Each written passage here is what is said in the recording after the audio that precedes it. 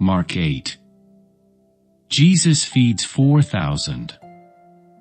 About this time, another large crowd had gathered, and the people ran out of food again. Jesus called his disciples and told them, "I feel sorry for these people. They have been here with me for 3 days, and they have nothing left to eat. If I send them home hungry, they will faint along the way. For some of them have come a long distance." His disciples replied, "How are we supposed to find enough food to feed them out here in the wilderness?" Jesus asked, "How much bread do you have?" 7 loaves, they replied. So Jesus told all the people to sit down on the ground. Then he took the 7 loaves, thanked God for them, and broke them into pieces. He gave them to his disciples, who distributed the bread to the crowd. A few small fish were found too, so Jesus also blessed these and told the disciples to distribute them. They ate as much as they wanted. Afterward, the disciples picked up 7 large baskets of leftover food. There were about 4,000 men in the crowd that day, and Jesus sent them home after they had eaten. Immediately after this, he got into a boat with his disciples and crossed over to the region of Dalmanutha. Pharisees demand a miraculous sign. When the Pharisees heard that Jesus had arrived, they came and started to argue with him. Testing him, they demanded that he show them a miraculous sign from heaven to prove his authority. When he heard this, he sighed deeply in his spirit and said, "Why do these people keep demanding a miraculous sign? I tell you the truth, I will not give this generation any such sign." So he got back into the boat and left them, and he crossed to the other side of the lake, east of the Pharisees and Herod. But the disciples had forgotten to bring any food. They had only 1 loaf of bread with them in the boat. As they were crossing the lake, Jesus warned them, "Watch out. Beware of the yeast of the Pharisees and of Herod." At this they began to argue with each other because they hadn't brought any bread. Jesus knew what they were saying, so he said, "Why are you arguing about having no bread? Don't you know or understand even yet? Are your hearts too hard to take it in? You have eyes, can't you see? You have ears, can't you hear? Don't you remember anything at all?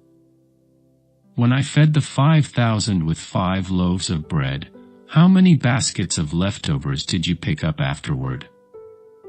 12, they said.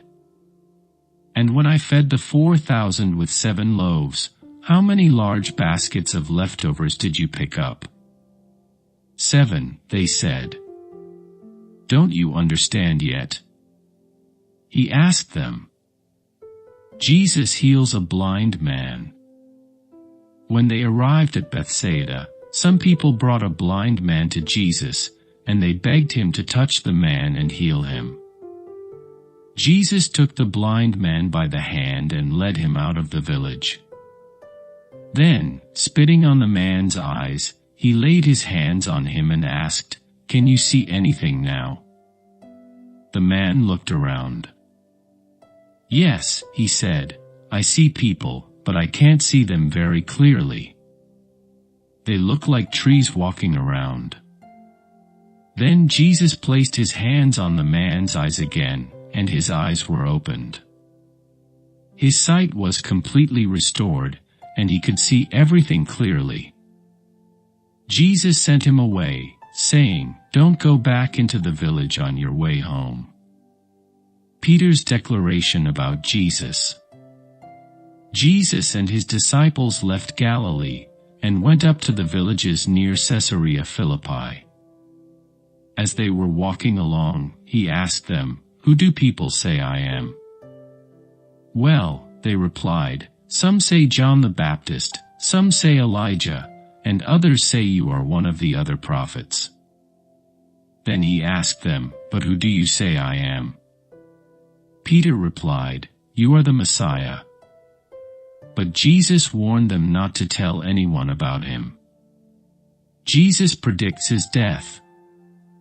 Then Jesus began to tell them that the Son of Man must suffer many terrible things and be rejected by the elders, the leading priests, and the teachers of religious law. He would be killed, but 3 days later he would rise from the dead. As he talked about this openly with his disciples, Peter took him aside and began to reprimand him for saying such things. Jesus turned around and looked at his disciples, then reprimanded Peter. "Get away from me, Satan," he said.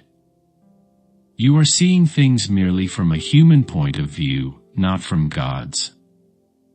Then, calling the crowd to join his disciples, he said, "If any of you wants to be my follower, you must give up your own way, take up your cross, and follow me.